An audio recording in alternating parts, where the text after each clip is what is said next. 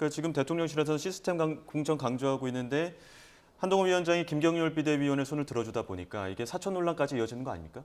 네, 이게 이제 대통령실에 나오는 보도를 보니까 예. 공천의 공정성, 대통령실은 이번 총선 공천 과정에 개입하지 않는다. 예. 그리고 대통령실에 몸을 담았던 인사들이 어떤 특혜도 줄 생각이 없다. 이런 얘기들을 하더라고요. 이제 김경률 위원이 회계사가 비상대책위원, 당의 지도부로 있는 인사이기 때문에 여기에 이제 마포에서 있었던 신년 인사회에서 마포의 자객 공천처럼 이어질 법한 행동들이 보여졌기 때문에 혹시 공천에서 이 불공정한 상황들이 연출되는 것 아니냐 이런 우려의 목소리들이 일부 전달됐습니다.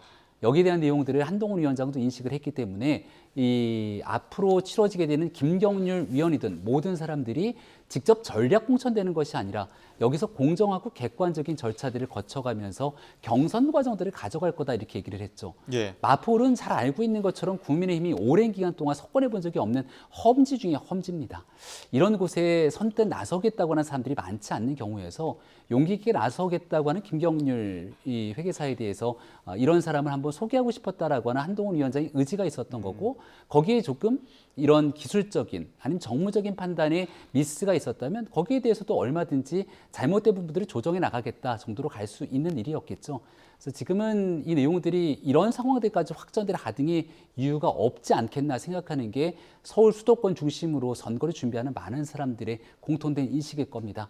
앞서 이제 가장 중요한 국민의 먹고 사는 문제, 민생을 비롯한 풀어나가야 되는 많은 일들이 있을 건데 당과 대통령 시간의 갈등처럼 이런 일들이 비춰지는 순간 정말 국민을 위한 막중한 책임감을 갖고 있는 이 대통령실과 정부, 국민의힘 모두 국민들께 혹여 싸늘한 이 눈길을 받을 수 있기 때문에 속히 이런 일들에 대한 정리 조정 과정들을 빠르게 해 나가야 된다고 생각합니다. 예. 근데 뭐 대통령실 인사들 총선 출마자가 50명 정도 된다고 하니까 지금 벌써부터 이렇게 공천을 두고 삐걱대다 보면은 갈등은 더욱더 격화되고 심화될 건 아니냐 이런 우려들이 나오는 거거든요.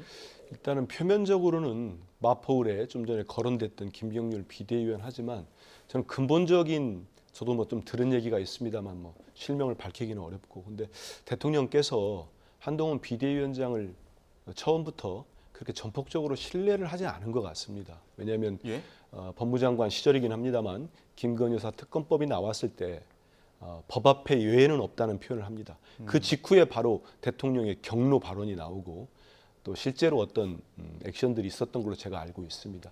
그 모든 것들이 이렇게 시작되고 대통령 주변에 가까웠던 검사 출신의 또 많은 분들이 대통령실 근무한 분들이 모두 일제히 출마로 나갑니다.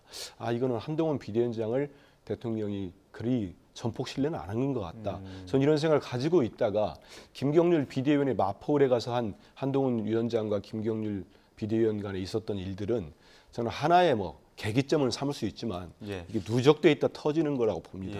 근본은 뭐냐면 마포울이 지금 뭐 정청래 의원이 여러 번 했기 때문에 국민의힘 입장에서는 좀 험지가 맞을 겁니다. 한데 왜 이 문제가 벌어졌나? 저는 그거는 용산 대통령실에서 이게 벌써 이제 대통령실이나 장차관들 50명 넘는다는 거 아닙니까? 뭐 70명 얘기도 나와요. 하는데 한동훈 비대위원장이 김경률 비대위원을 저렇게까지 사천이라는 비판까지 들어가면서까지 띄우는 거 보니까 자기 세력을 구축하는 거 아닌가 이런 짙은 의심이 시작됐다고 봅니다. 그 과정에서 이게 이제 불거진 거고 하나의 이제 계기가 된 거고 좀 전에 말씀드린 대로 좀 얘기했다 얘기했습니다. 김건희 여사 문제가 되고 저는 근데 좀 전에 영상을 보면서 상당히 의미심장한 제가 볼 때는 포인트가 하나 있어요. 뭐냐면 그 한동훈 비대위원장은 법무장관 출신에 오랫동안 법을 공부한 법을 집행해 왔던 법을 누구보다도 잘 아는 사람입니다. 근데 이분이 무슨 말을 했습니까? 기자들이 물어보니까 제가 사퇴 요구를 거절했기 때문에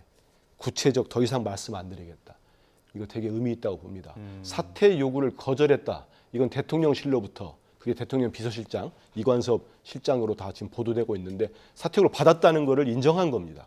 거절했다는 거예요. 이거는 대통령의 당무 개입, 대통령실의 당무 개입이 공식화되는 겁니다. 그 얘기는 지난번에 최순실 국정농단 사건 때 제 기억으로는 박근혜 전 대통령이 이 공천 개입 그 관련된 수사를 한 분들이 윤석열 대통령과 한동훈 비대위원장입니다. 그렇기 때문에 이렇게 왜 이런 얘기를 꺼냈을까?